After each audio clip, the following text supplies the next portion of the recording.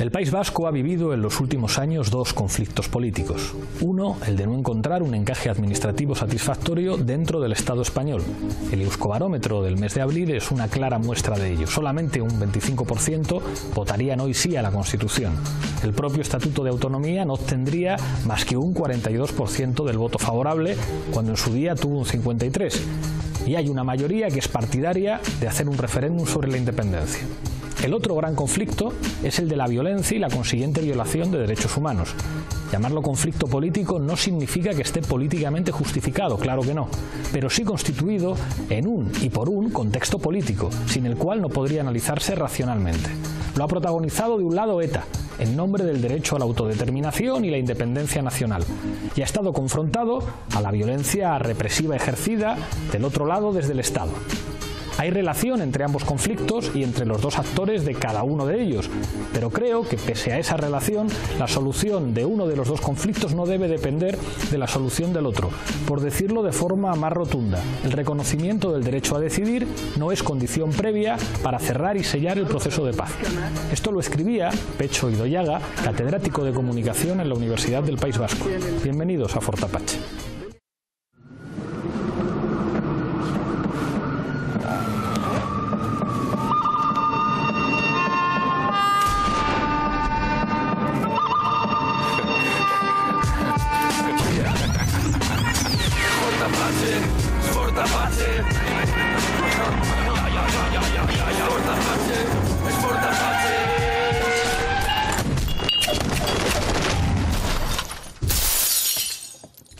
Esta noche en Fort Apache hablamos de ETA. Para ello contamos con 5 invitados. A mi izquierda, uno de los habituales en Fort Apache, Manolo Monereo. Muchas gracias por estar aquí. Gracias por invitarme, Pablo. Se estrena en el programa Nagua Alba, secretaria general de Podemos en Euskadi. Bienvenida al programa. Es que ricasco, hola. Marian Beitialarrangoitia, diputada de Bildu, muchas gracias por estar aquí. Gracias. Eduardo Madinas se estrena también en Fort Apache, diputado en el Partido Socialista. Bienvenido. Gracias.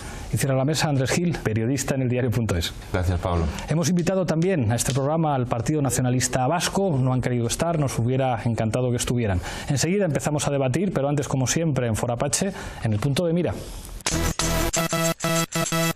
Hace 5 años, el 20 de octubre de 2011, ETA anunció el cese definitivo de la violencia. Durante los 43 años que estuvo activa, ETA mató a más de 800 personas. Fue el final de un proceso que se inició en 2006 cuando el entonces presidente Zapatero anunció el diálogo del gobierno con ETA, que muchos entendieron como la apertura de un proceso de paz ya irreversible. A día de hoy aún quedan muchos temas cruciales por cerrar, como la entrega de las armas, la disolución definitiva de ETA y la dispersión de los presos. Esta noche en Fort Apache analizamos el final de ETA.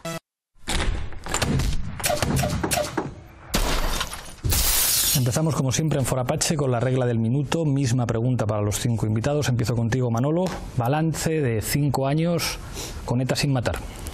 Un balance, yo creo que extraordinario. Es decir, el que no tengamos que desayunarnos todos los días con un muerto o con una extorsión o con detenidos es siempre una condición necesaria de lo que ha pasado. Yo lo voy a decir seguramente con alguna exageración, ¿no? Ni el 15M ni todo lo que ha venido después hubiese sido posible con un enfrentamiento armado terrorista en el País Vasco. ¿Qué significa esto? Que entre todos hemos sido capaces de construir un futuro donde la violencia armada no juegue un papel central y donde la política se sitúe en el centro. Y yo quiero decir con toda claridad que eso tiene mucho que ver con un lado y en otro, pero con la figura de Otegi. Yo estoy convencido que ese señor se la jugó en un momento que era difícil jugárselo y tiene mucha importancia. Gracias, Manolo. Nagua.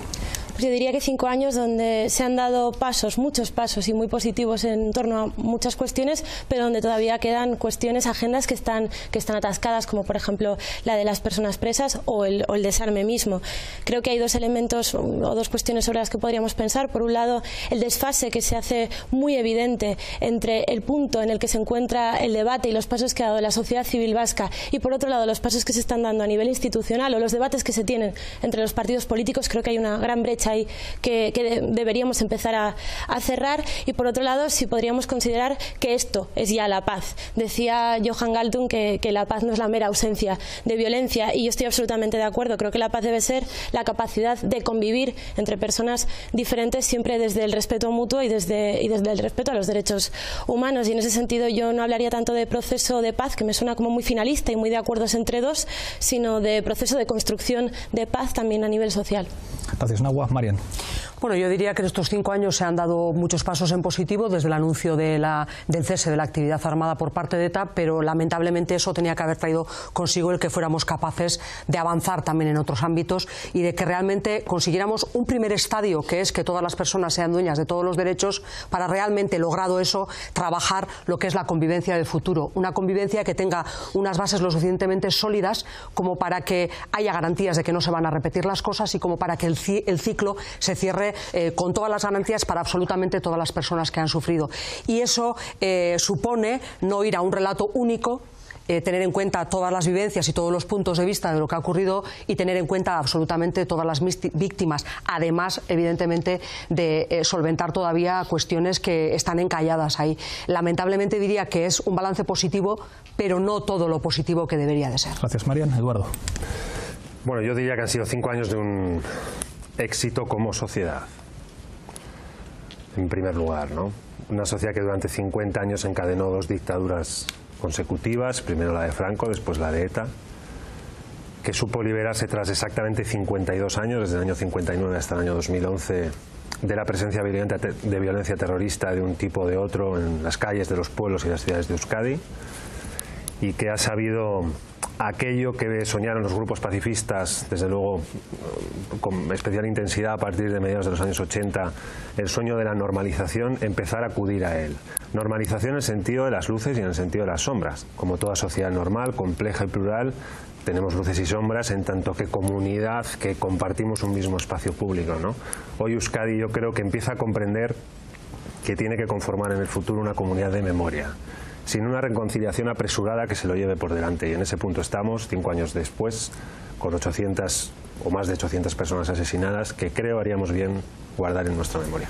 Gracias, Eduardo. Andrés. Sí, yo creo que, bueno, por aportar algo que se ha comentado menos, lo que llama la atención de estos 5 años, por lo menos a mí muchísimo, es que el gobierno del Partido Popular no ha dado ningún paso para avanzar en esa entrega de las armas, en ese punto final a ETA, que realmente ETA lleva 5 años sin cometer ningún atentado, no está habiendo violencia, pero sigue habiendo armas y sigue existiendo como organización, y alguien tiene que estar al otro lado del teléfono para ver qué se hace. No podemos estar esperando eternamente a que este problema no se termine de resolver, y yo creo que es una responsabilidad que el gobierno debería en algún momento afrontarla. Igual ahora que ya ha habido una investidura, pues uno de los retos de la legislatura, ¿no? Ahí un elemento que aportaba Manolo, hablaba del papel de Arnaldo Otegi. Es verdad, yo creo que en todos los actores que tenían de alguna manera que tomar decisiones difíciles había, a mi entender, enormes dificultades. Yo creo que hay otra figura clave, que es José Luis Rodríguez Zapatero, que apuesta por algo que no era fácil apostar en España y que, digamos, tiene una serie de implicaciones incluso en lo electoral muy difícil.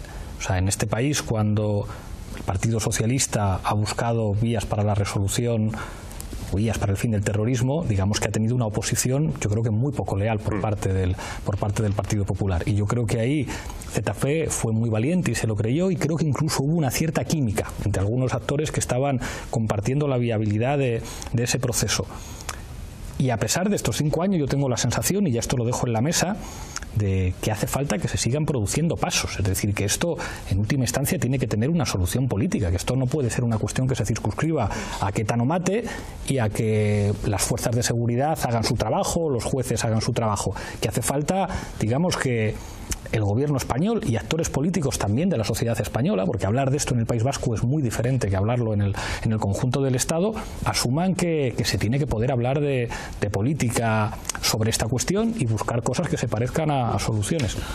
Barra libre, Manolo. Sí, yo, hablando de Zapatero, con el que yo he sido muy crítico y que me parece que en este momento y en esta situación fue extremadamente valiente, y el otro lado, que era Otegi.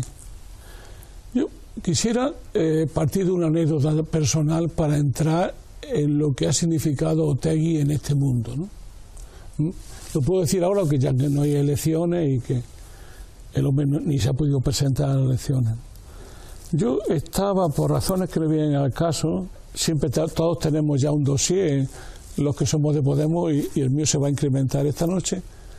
En este dossier que nos hacen los servicios secretos y las cloacas del Estado, yo estaba el día en que Hassi hizo su congreso, donde echaron a Txomin Zuloaga y vino Paquito a echarlo, ¿no? Yo estoy un largo fin de semana dando vueltas por Bilbao, como si viviera en la clandestinidad. Yo había vivido en la clandestinidad, y de pronto pues estoy como en un lugar y pasa un día y otro y nadie va a recogerme, ¿no? Y de pronto me llegan a recogerme y me llega un cuadro, que era un cuadro importante de Hassi, que luego lo vi antes de ayer, por cierto, y este cuadro me dijo, oye, vamos allí que te está esperando Txomin e Izaskun. Entonces estamos en el desayuno y me cuenta Txomin que está todo el equipo dirigente de Hassi dimitido, porque esa noche había llegado alguien, que era Paquito, y lo había expulsado a todos de la dirección por hipercor. Básicamente por mucho más, pero por hipercor. ¿Qué quiero decir? Que cuando yo digo que alguien se la juega, es que cuando uno está con un grupo que tiene el arma como un instrumento de hacer política, no en segundo lugar, no es lo mismo discutir el cese de la lucha armada en abstracto que con grupo armado, donde hay un juego también moral, político, de coraje, ¿no?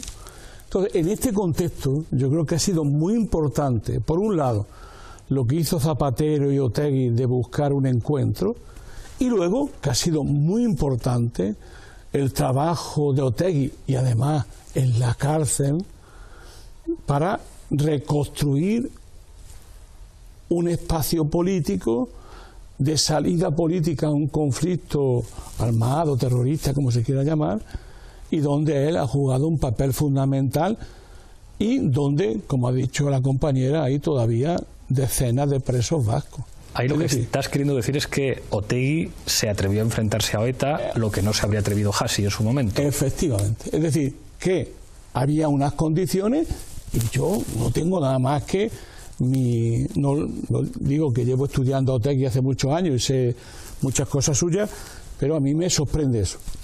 ¿Qué es lo que quiero decir? Empalmando con lo que decía Eduardo, ¿no? Con esto que es tan judío, ¿no? Y tan de la comunidad de memoria, ¿no? Tan a los Walter Benjamin, ¿no? Es decir, y lo que decía antes la compañera, ¿no? Es decir, en un momento determinado, el pueblo vasco, en su proceso de liberación social y nacional, tiene que construir un relato donde estén todos los lados. Y eso es una comunidad de memoria y de acción. ¿Por qué digo memoria y acción?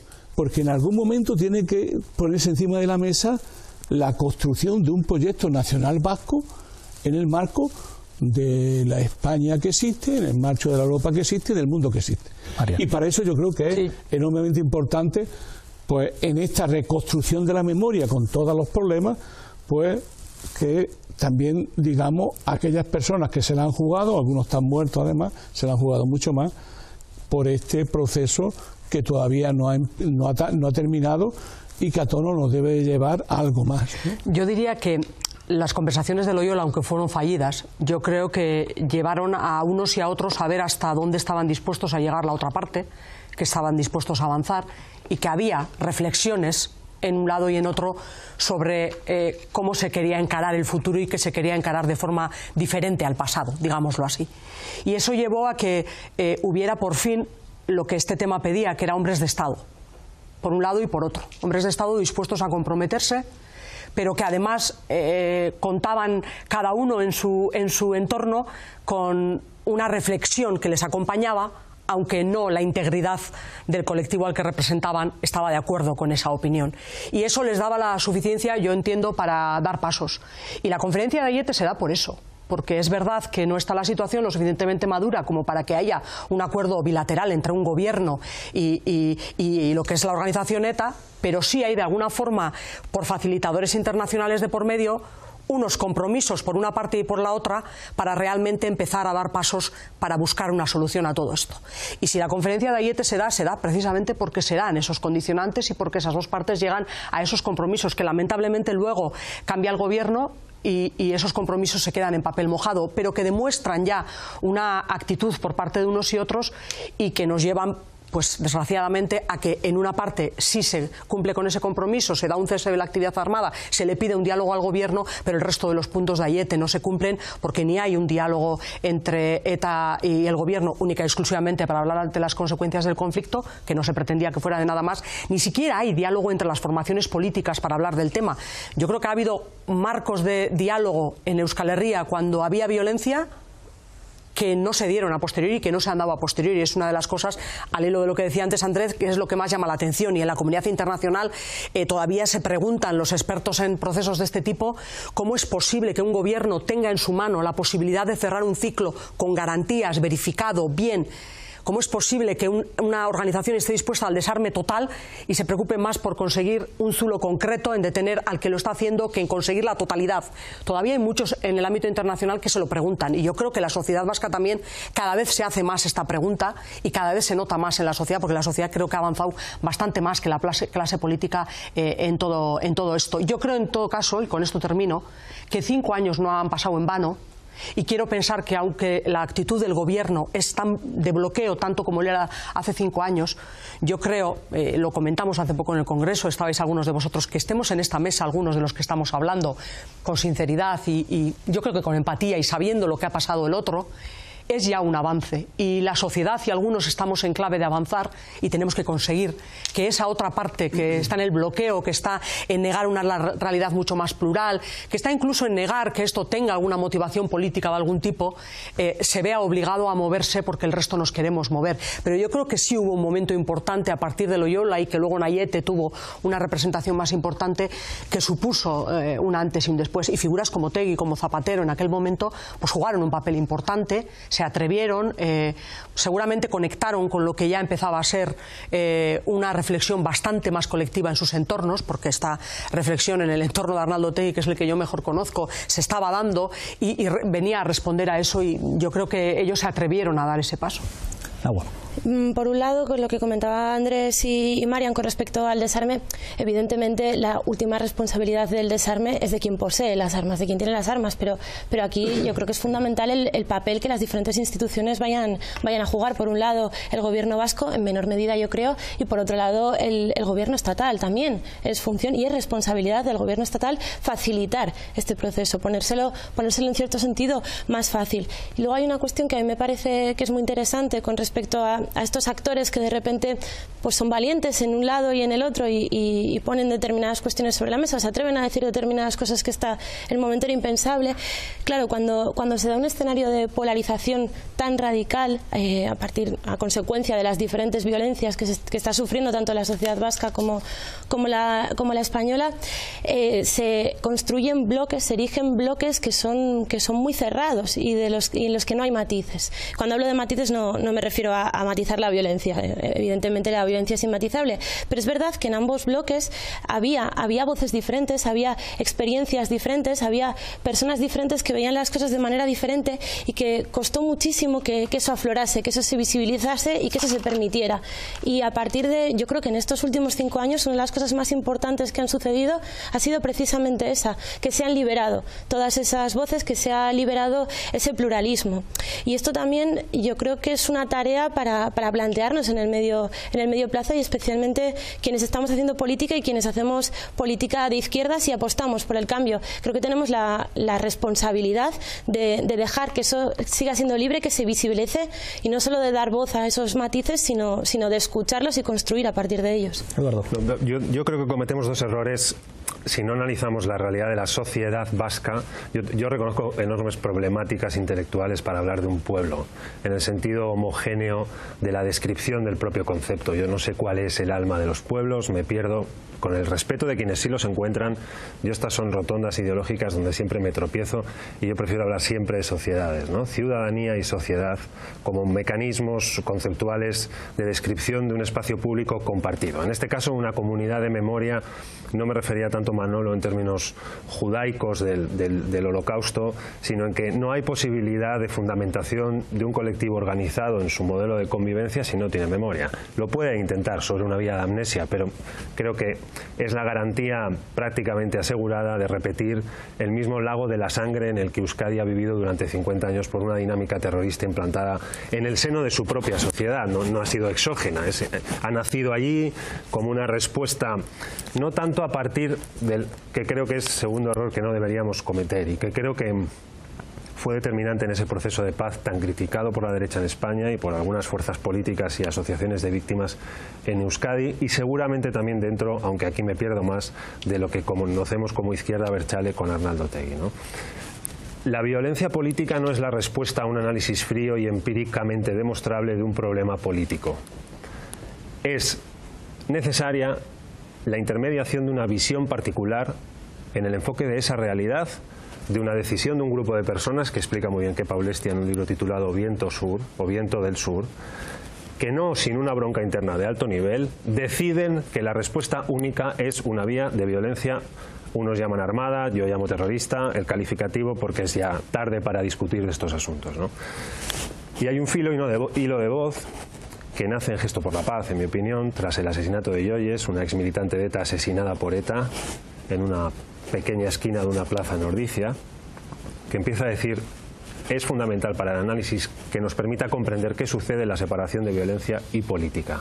Una cosa es la realidad plural que decía Nahua, existente en una sociedad, que conviven dentro de ella distintos enfoques de qué tiene que ser esa sociedad de cara al futuro, y otra cosa es que haya una visión particular, la que un grupo de personas tiene, que la pretende elevar a categoría de total. Lo que Hannah Arendt en su obra Los orígenes del totalitarismo explica como la mecánica normal del totalitarismo. Y es esa ruptura la que yo creo que coloca a un sector de la sociedad vasca a las puertas de por fin vivir en términos normalizados de paz en el sentido de la ausencia de violencia terrorista, como lo queramos discutir, calificar, cada uno a su gusto, ¿no? Y yo creo que ese es el origen del éxito de estos 5 años, que esfuerzos colectivos de todos han permitido que lleven 5 años naciendo niños y niñas en una Euskadi ya sin asesinatos terroristas. Yo creo que uno de los mejores ejemplos, y aquí quizá barro un poco hacia casa, hacia esto del PSOE, hacia mi partido político, ha sido que aquel grupo de dirigentes, Jesús Eguiguren, que fue fundamental en sus conversaciones en un pequeño caserío medio oculto en el Goibar con Arnaldo Otegi, el proceso de paz abierto contra todos y contra todo por el gobierno de Rubalcaba y de Zapatero, no ha venido precedido de una tentativa de querer apropiárselo, sino que se ha socializado el éxito por muchos grupos, por muchas personas, por una sociedad entera, por partidos políticos de todo tipo, que son dueños de una paz que no es de nadie, sino que es de todos.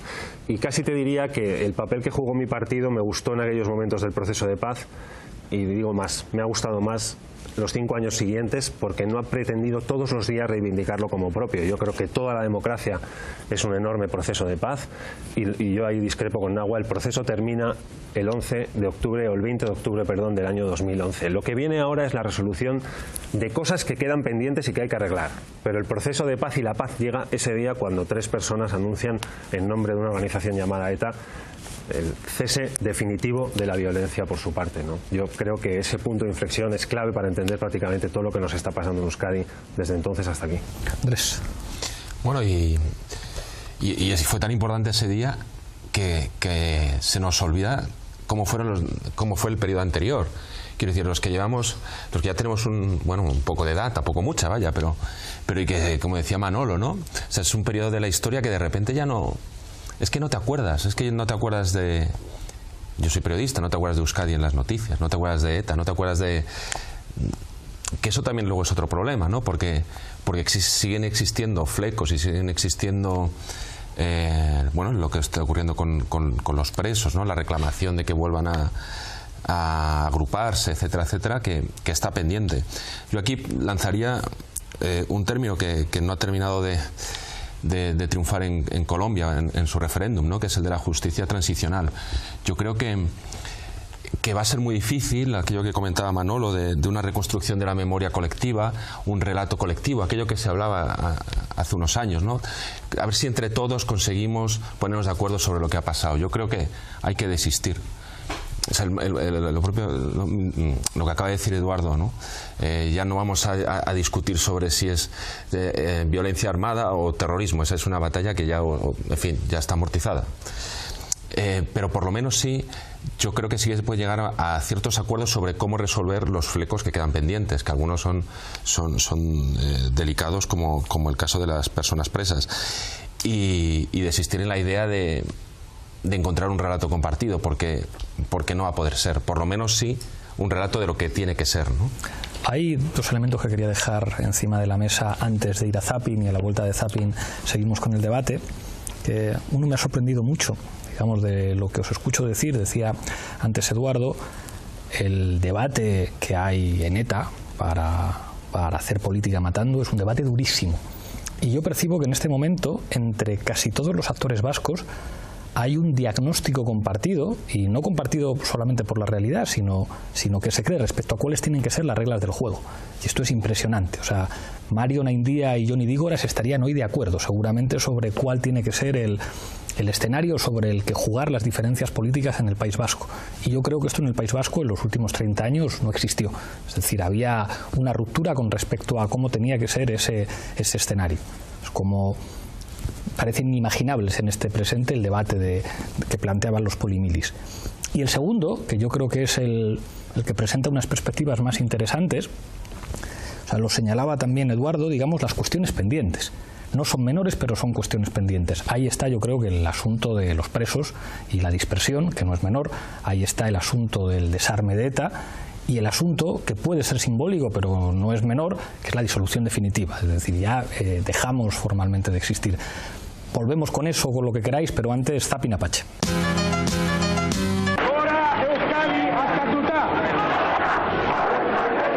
Hay que hacer un esfuerzo continuado por mantener la convivencia entre los distintos territorios y pueblos de España. No se puede ir a ningún conflicto interterritorial como se ha provocado en estos años. Nunca hemos tenido peor resultado en el País Vasco, a pesar de las cosas que hicimos. Todas las víctimas de ETA, las 850 víctimas mortales de ETA, tienen todo mi reconocimiento y la importancia del papel de la memoria. Pero no me voy a olvidar de las otras 472, que nunca se citan. De las 160 vinculadas a la guerra sucia, de las 27 del GAL, ¿no? Y se hacen esos discursos de penas íntegras, ¿no? De cumplimiento íntegro de penas. ¿Estás hablando de asesinos?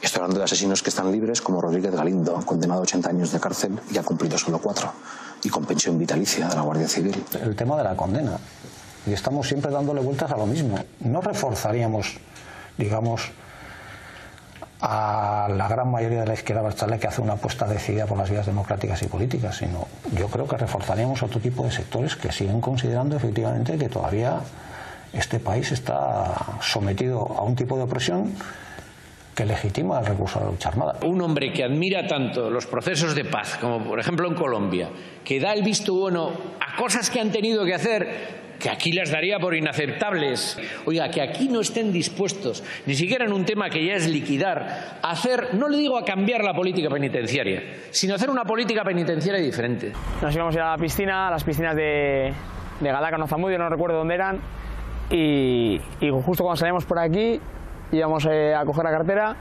y justo fue cuando explotó la bomba. Iván, su aita, guardia civil, y Alex y Fabio, los mellizos de 2 años. La bomba estaba colocada bajo el asiento del copiloto. El padre de Alex y él sobrevivieron. Fabio murió dentro del vehículo. Quiere pensar que quienes mataron a su hermano estarán arrepentidos. Si se los encontrara, añade, solo les preguntaría por qué. Dice que su madre lloró cuando hace 5 años ETA anunció su final, y aunque al principio les costó creerlo, ahora sí miran al futuro con esperanza. María. Sí, yo por retomar un poco lo que estábamos hablando antes, yo diría que más que el pretender que nos pongamos de acuerdo en un único relato, lo que deberíamos de conseguir es un relato completo e inclusivo. Yo creo que eso es lo que necesitamos. Es decir, que todas las realidades estén encima de la mesa. Antes decía Eduardo que deberíamos de guardar en el recuerdo a las 800 víctimas. El problema es que no son 800, son más. Esas 800 también, pero además otras.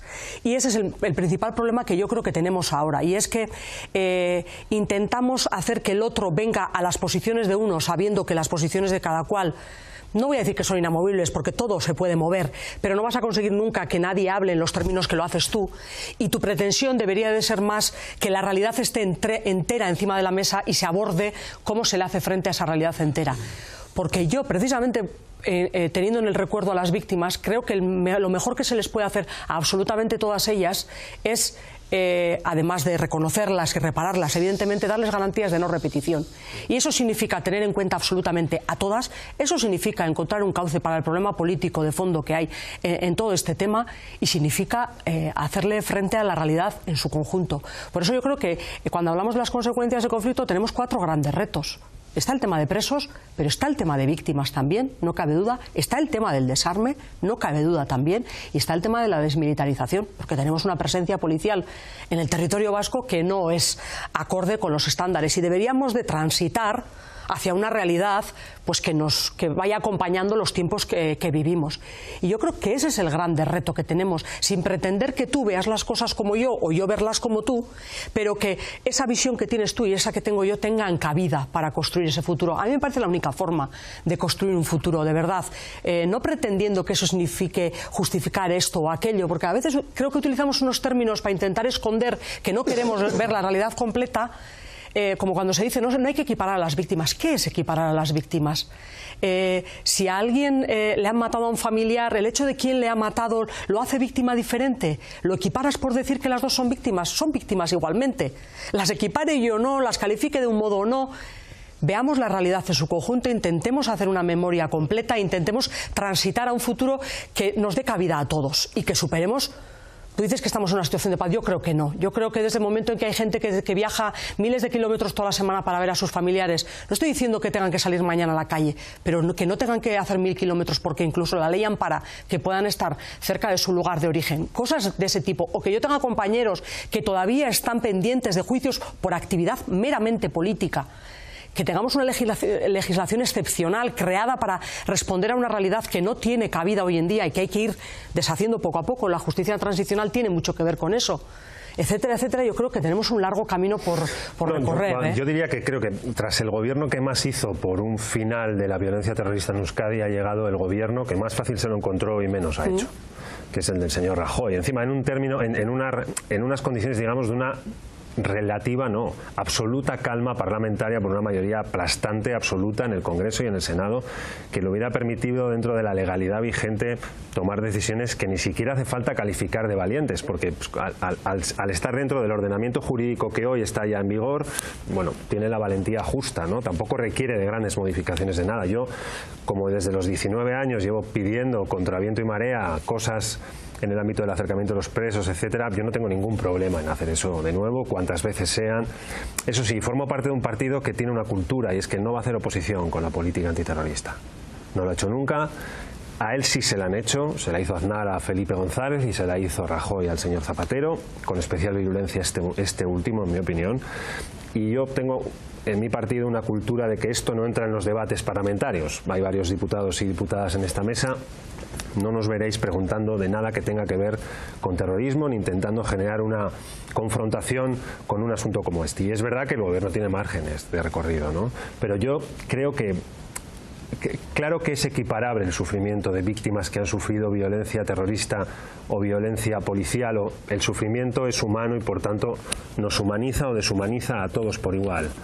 Pero las víctimas de ETA son víctimas de una tentativa de implantación de un proyecto político, lo que les confiere una categoría política diferenciada. Y yo creo que esto es clave si en el modelo de autogobierno que el País Vasco quiera tener en el futuro se quiere inspirar en ello, a mí me parecerá una buena noticia. Es difícil que sobre una zona de amnesia se construya un edificio convivencial sólido para que no se vuelva a repetir en el futuro nada de lo vivido por varias generaciones de vascas y de vascos en los últimos 40 o 50 años. Y esa clave para mí es determinante. Primero, con la cuestión de la justicia transicional, yo cuando hablamos de Euskadi prefiero apostar y prefiero hablar de justicia restaurativa, porque entiendo que la justicia transicional es un paradigma teórico y político anclado en el derecho internacional, pero para situaciones en las que ha habido un conflicto armado interno, y no creo que ese sea exactamente el caso de Euskadi. No quiero decir con esto que ambas justicias sean incompatibles, en absoluto, pero creo que sirven para abordar casos distintos, y que la justicia restaurativa lo que nos permite es convertir tanto al victimario como a la víctima, conseguir que dejen de ser objetos de consecuencias del conflicto para convertirlos en sujetos en la construcción de un marco de paz y de convivencia. Y con respecto a si esto es ya la paz o no es ya la paz, claro, yo creo que la paz será cuando haya garantías de no repetición y cuando haya un marco estable de convivencia construido, y eso todavía evidentemente no ha sucedido, y eso pasa precisamente, yo creo que un ingrediente fundamental es el de la memoria, es el de la construcción de una memoria. Yo creo que en cierto sentido sí que podemos compartir un relato, sí que podemos construir un relato compartido de toda la sociedad vasca, pero evidentemente ese relato tiene que ser inclusivo, justo y veraz. Y creo que ese debe ser uno de los objetivos deseables en este medio plazo, que todos compartamos un relato que evidentemente no va a ser un relato de máximos, porque cada cual ha tenido su experiencia del conflicto, pero que sí que tenga en su base la deslegitimación social de la violencia, porque esa es precisamente la única garantía de no repetición. Hay una cosa que quería proponeros. O sea, yo entiendo que hay un escenario, el escenario cuando ETA mata, y el escenario de la lucha antiterrorista, que tiene una lógica política propia. Yo, sin compartir, entiendo la política de dispersión políticamente, aunque no la comparta, entiendo políticamente la ilegalización de la izquierda abertzale, aunque no lo comparte, entiendo esa lógica, en la lógica de la política antiterrorista, entiendo incluso el terrorismo de Estado políticamente, aunque creo que fue absolutamente contraproducente y un horror, y me habéis visto decir eso.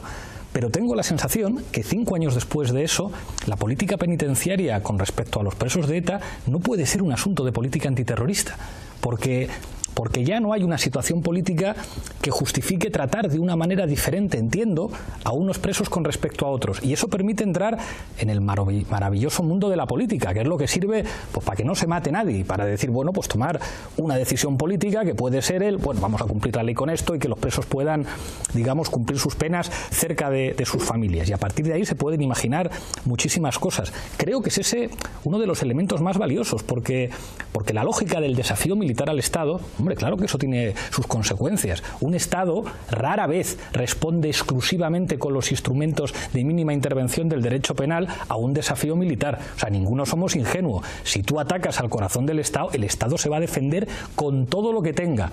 Y en este caso, al final, con un enorme apoyo popular. Que esto seguramente en los años 80 no era tan claro, y en los años 90 creo que es obvio el enorme consenso que genera la política antiterrorista fuera del País Vasco. Y quizá fuera de Cataluña. En Cataluña podía haber más matices, quizá a partir de Hipercor alguno menos. Lo bueno de la situación actual es que ahora sí se puede hablar de política. Ahora ya no hay un escenario que justifique nada, o sea, que ni justifique ni las palabras altisonantes ni grandilocuentes, y que justifique sacar de la política y llevar a la excepcionalidad cuestiones que pueden servir de alguna manera para ayudar a todo el mundo, creo. Manolo. Sí, yo voy a esto que tú planteas, al tema de la centralidad de la política, ¿no? Todo el discurso que ha hecho Eduardo me cuadra con un país, con una situación, pero el problema que estamos viendo desde la mayoría absoluta del PP hasta ahora, donde el PSOE no ha hecho oposición, entre comillas, en este tema, es que la política del Partido Popular no ha ido en un sentido de resolver problemas políticos de fondo, sino que ha ido a implementar un nacionalismo español para hacerlo hegemónico en la sociedad. Es decir, en estos años tenemos ya no el problema vasco, no es el problema más importante, entre comillas, del Estado español, el problema es de Cataluña, que tiene, desde este punto de vista, una secesión organizada desde las propias instituciones, que tiene tela marinera, cosa que nunca ha ocurrido en el País Vasco. El problema de fondo es cómo se resuelve eso políticamente. Es decir, ya la violencia no es el gran problema, ni las memorias. Es decir, hay un problema real encima de la mesa que es de construcción de un nuevo tipo de Estado donde estemos todos juntos. Un Estado federal, las propuestas de cambios de la Constitución. Sin embargo, ahí no se ha visto el Partido Socialista Obrero Español. Es decir, ahí lo que se ha visto es una subalternidad. No es verdad.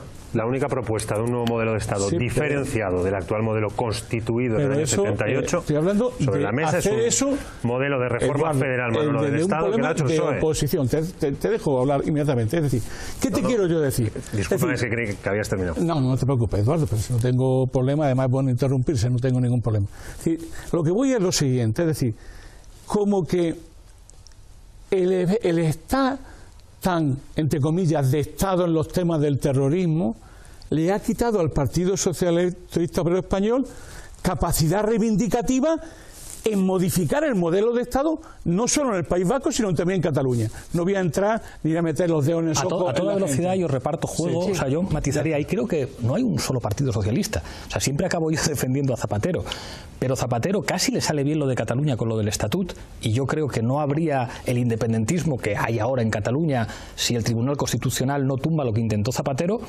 Intentó un proceso de paz. Yo creo que el Partido Socialista catalán no piensa igual que el Partido Socialista en Andalucía sobre la cuestión de la plurinacionalidad en España. Ahí, o sea, sin romper una... O sea, creo que no hay una sola posición en el Partido Socialista sobre esta cuestión. En ningún partido hay ninguna posición sobre nada. Lo que sí hay es consensos internos que nos sujetan dentro. Por ejemplo, nosotros tenemos una vía que es la Declaración de Granada, que sujeta una propuesta de reforma federalizante de nuestra arquitectura, modelo, descripción, perímetro, como lo queráis llamar, del Estado. La segunda gran oleada de reformas estatutarias se hizo en el tiempo de gobierno de Zapatero. No recuerdo si fueron 11 o 12 estatutos de autonomía del total de los 17. La apuesta por un estatuto, yo diría, más valiente que nunca. Este sí, el que citaba Pablo Iglesias, que no tuvo pocos costes internos dentro del Partido Socialista, la hizo el PSOE. Pero lo hacemos desde una perspectiva que antes señalaba Manolo, y yo creo que es importante. Hemos aprendido que tenían razón quienes, entre otros, por ejemplo, Eduardo Maura, diputado de Podemos por Vizcaya, hace ya mucho tiempo describía, junto a Manuel Zubero y otros miembros de la Permanente de Gesto por la Paz, la necesidad de separación de violencia y política. Una cosa es la política antiterrorista y otra cosa es los problemas existentes, subyacentes de una sociedad plural, que no es solo uno, porque Euskadi no tiene un conflicto político, tiene multitud de conflictos políticos. Y después las prioridades ideológicas de enfoque de cada uno de nosotros determina cuál es para él el más importante. Por ejemplo, para mí tiene carácter social. No es una dialéctica de naciones enfrentadas, sino un problema de distribución de riqueza que genera lo que mi ideología me dice que se llaman injusticias sociales. Y para eso por eso soy de izquierdas, por eso soy socialista, y para mí esa es la prioridad. Pero no niego la existencia de otros. Lo que sí digo, que en política antiterrorista no hemos hecho oposición, y en propuestas de modelos de encaje territorial yo creo que hemos hecho propuestas que para algunos han ido demasiado lejos y para otros han quedado demasiado cerca, ¿no? Pero las propuestas están. Yo la prioridad también la pongo donde la pones tú, Eduardo. Lo que pasa que para poder enfrentar a esa prioridad y poder realmente conseguir justicia social, creo que tengo que tener el derecho a decidir. Creo que tengo que tener pero los esto instrumentos. Ya es un maravilloso debate político. Efectivamente, claro. Y yo creo que ese es el debate político de fondo que se ha intentado a veces esconder por muchos en todo lo que ha pasado también en Euskadi. De que de alguna forma subyace. Y con el pueblo catalán se está viendo, porque durante años se ha dicho por vías democráticas cualquier proyecto es defendible. No, en España hoy en día la independencia no es defendible. No es defendible si defenderla la entiendes como poder llevarla a la práctica, si la mayoría de la población así lo decide. Y hoy en día Cataluña se está encontrando con que se judicializa todos los pasos democráticos que va dando para poder realmente llevar a la práctica ese proyecto. Yo a eso le llamo poder defender, ¿eh? No digo hablar discursivamente, sino poder llevarlo a la práctica. Y eso es lo que se está viendo con Cataluña. Y yo lo que lamento es que el Partido Socialista, que en su día apoyaba el derecho de autodeterminación, hoy en día hable de federalismo, pero es que yo para federarme con alguien tengo que tener la voluntad y la capacidad de decidir si me quiero federar. Y por tanto, si no tengo la capacidad de decidir lo que quiero hacer con mi futuro, difícilmente voy a federarme con otro. Entonces yo ahí veo un problema de fondo. Sí, y es que, claro, como si lo que prevalece es la unidad de España... Es una cuestión de diferencias en el concepto de autodeterminación. Yo formo parte de una tradición ilustrada, liberal, racional, que creemos que el salto del antiguo régimen a un modelo de democracias liberales ese es el ejercicio de autodeterminación. Hay 6, 7 al menos, que yo recuerde, escuelas que interpretan el concepto de nación. La mía no es una idea romántica, ni poscolonial, ni fascista, socialista ni marxista de la idea de nación, es una idea liberal, donde el súbdito salta y se convierte en ciudadano, y donde la soberanía es compartida del conjunto no de un pueblo sino de una sociedad, y ese salto constitutivo es un salto autodeterminado. Sí, pero yo tengo que, para que... Y esa es mi opinión, pero esto tiene razón Pablo, que esto es un debate político alejado de... Para poder compartir algo, yo tengo que poder ser dueña de ese algo. Sí, sí.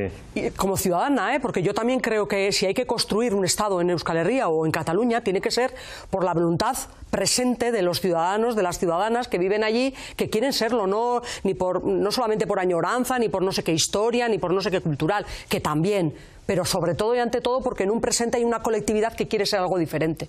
Y tiene que tener la posibilidad de expresar eso. Y yo creo que ese es el problema que subyace en el fondo.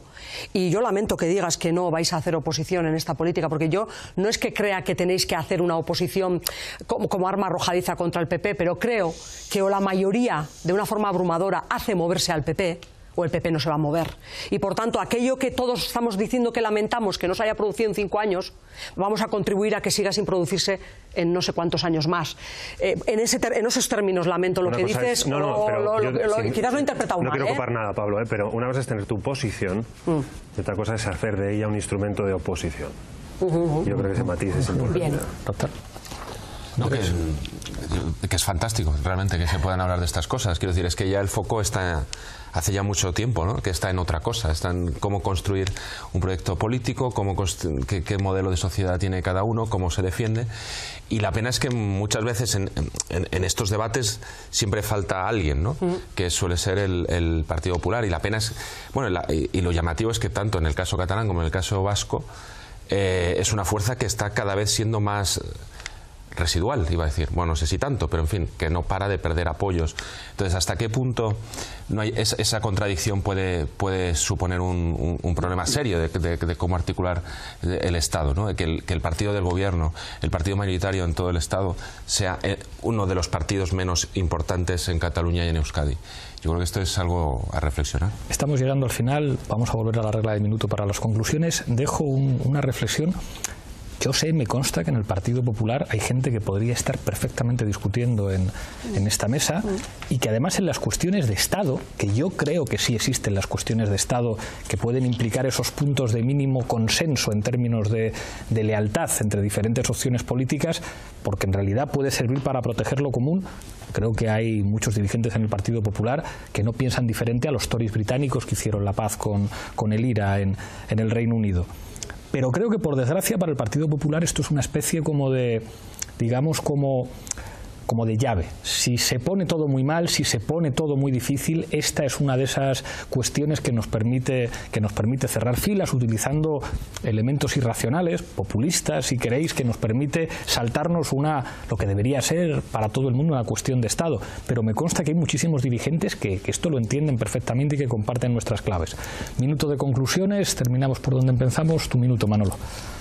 Yo diría que con Eduardo Galeano que la división del trabajo es un mecanismo en el cual unos se especializan en ganar y otros en perder. El Estado español, España, mi patria, no tengo otra, es un Estado de la periferia del sur de Europa, especializado en perder. La nueva división del trabajo que se está haciendo en Europa deja al Estado español, a España, mi patria, en una situación de subordinación política y dependencia económica. Y por tanto, niego la mayor. Hace falta una alianza lo más amplia posible de pueblo, de políticas, de políticos y de fuerzas políticas para cambiar el Estado y cambiar nuestra relación con una Europa que cada vez nos va a ir peor y que está en un proceso, a mi juicio, de implosión. Yo creo que lo de Donald Trump no es pequeña cosa y por tanto señalo de que tenemos que pensar con el mundo nuevo y no con el viejo. Gracias, Manolo. Nahua. Pues yo voy a aprovechar para tirar de una cosa que ha dicho Edu que me parece muy interesante con respecto a la noción de conflicto, creo que hay que naturalizar la noción de conflicto, porque el conflicto no es necesariamente malo, sino que puede permitir a una sociedad crecer siempre y cuando sea abordado y resuelto, y en caso de que no se pueda resolver, al menos gestionado. Y esto pasa cuando hablamos del conflicto vasco por hacer una separación de conflictos, porque hay varios conflictos sobre la mesa. Por un lado está el conflicto identitario, el que se pueda permitir y se reconozca a cada cual tener la identidad o identidades que considere. Por otro lado está el conflicto territorial del que hemos hablado, y por último el conflicto ético, que pasa por lo que mencionaba antes de la deslegitimación social de la violencia, es decir, que matar, extorsionar, amenazar y torturar estuvo mal.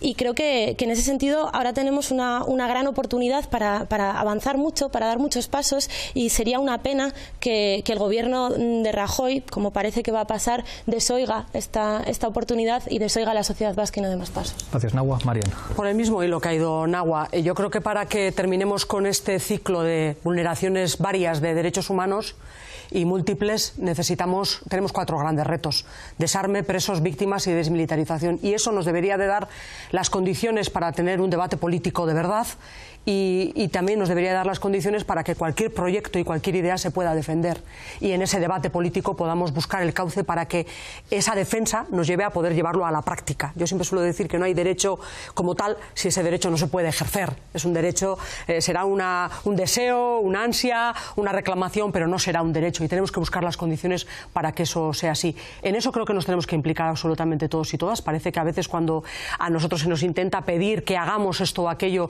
por nuestra parte hay una actitud inamovible. Yo creo que es todo lo contrario. Creo que nos hemos movido en estos 5 años. No quiere decir que no nos tengamos que mover, pero hay otros agentes que también se tienen que mover, y entre todos y todas creo que tenemos que conseguir que se dé ese movimiento. Gracias, Marian. Eduardo. No, bueno, si definimos visión como un conjunto cerrado de creencias que nos hace interpretar la realidad desde esa perspectiva, yo creo que Euskadi hará bien si continúa de manera normalizada conjugando, conviviendo, coordinando las distintas visiones que sobre lo que Euskadi es o debe ser existen dentro de la propia sociedad vasca, ¿no? Y para eso, lo decía antes Pablo Iglesias, hay un canal que se llama política en las asociaciones, en los movimientos sociales, en las calles y en las instituciones. Y la construcción del relato, yo le pediría a la política, desde dentro además, que no cayera en la tentación de intentar hacerlo ella. Es tarea de los historiadores, no de los partidos. Deben ser las ciencias sociales las que interpreten el pasado, y a las instituciones les corresponde decidir qué fuerza, qué mecánica, qué impulso quieren que ese recuerdo de lo que fue y de lo que nos pasó tiene que tener la sociedad vasca en su futuro, ¿no? Sobre un ejercicio de memoria de las víctimas del terrorismo, creo que Euskadi es una Euskadi segura y mejor para las próximas generaciones de vascos y de vascas. Gracias, Eduardo. Andrés. Sí, yo creo que, como hemos estado comentando, hace 5 años se consiguió lo más difícil. Realmente se consiguió algo que hasta el propio José María Aznar intentó, y que el Partido Socialista lo había intentado muchas veces. En estos 5 años todavía quedan cosas pendientes, como estamos diciendo. Llama la atención el inmovilismo del gobierno, llama la atención que Rajoy no haga lo que sí que intentó el propio Aznar. Y bueno, vamos a ver. A mí me sorprendería que en esta legislatura no se moviera nadie más. Me sorprendería, la verdad. Pero también porque es un gobierno, el de Rajoy, en minoría. Veremos si realmente la oposición consigue hacer algo, ¿no? Yo creo que no estaremos igual dentro de 5 años, y que desafíos como el de los presos, como el de la entrega de las armas, etcétera, ya estarán resueltos. Muchísimas gracias, Andrés. Muchísimas gracias a los 5. Orgulloso de que hayamos podido tener este debate, y aquí nos veremos la próxima semana en Fort Apache.